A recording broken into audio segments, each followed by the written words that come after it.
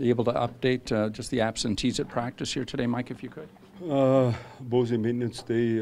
Matthew skated on his own. Well, not on his own, but with one of the guys before. Who else was missing? William. Well, sick.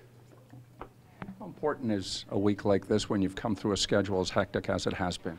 Well, you know, you like to space out the games more and then not have this time. But I mean, the reality is you know, we had an off day. We got a good practice day today. We got an off day tomorrow, and then get ready for New Jersey, who spanked us last time we played them. So, you know, I think a little refresh. Last time we got feeling good, though we stopped working, and so we got to make sure that we keep working this time. And what does a 4-1 win streak 3 without Austin do to the team's confidence? Well, I think just anytime you're playing better, you're feeling better about yourself, you're more likely to play good. And I think that's obviously real positive for our group. We need to continue to get better and play with more detail. I thought, you know, we've done this job here of late. We just got to keep getting better. So we got lots of things to work on, but I thought we had a good work day today, like I said, and just look forward to the rest of the week. What kind of example is Leo when you see what he does in a game, he does equally in practice, is diligent in both? Well, I just think he works. I mean, Marlowe's the same way. You know, Haynes is the same way. You got good pros leading by example. I think it's very, very important for everyone else, and just trying to make people better. And when you compete hard every day, you make your teammates better. And so we talked about that before we went on. Is when things are going good, you want to work real hard to keep them going good. You don't want to let off like we did last time. Did Matthews get through the skate okay, Mike? Do you know, or how'd that go for him? Yeah. You know, I mean, we're not going to know. He's got practice with the team and all that, but he skated today. He'll skate tomorrow, and then he'll practice with the team. So what day is today? Monday, Tuesday. That makes Wednesday, and we'll see if he's ready to go or not. So. Is there an update at all on what's happening with Nikita Soshnikov and his situation? I don't really know much about that, but I imagine no. How's that? No. What did you see out of the Cadre unit on Saturday in Boston? That's a tough matchup with Bergeron and Pasternak. Yeah, I thought they did a good job. I mean, what we basically did is we had Marlowe and him, and then we had 4 wingers, and whoever the wingers were, we just left them, and then I was played against those guys. So I thought that was effective for us.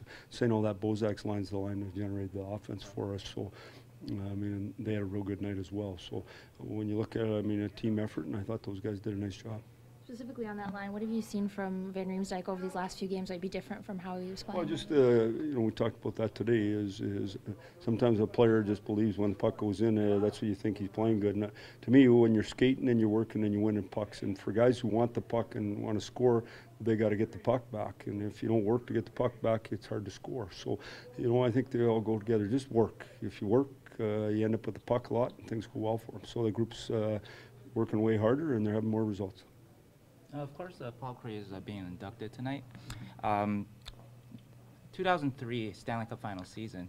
You talked about how Paul, he grew his game over the season. He sacrificed some of his offense. So what do you remember about that season and how he evolved over that year? Well, we lost to Lou's team in Game 7 of the Stanley Cup final. I remember that. You know, we got better each and every day. I think Paul was a big part of that.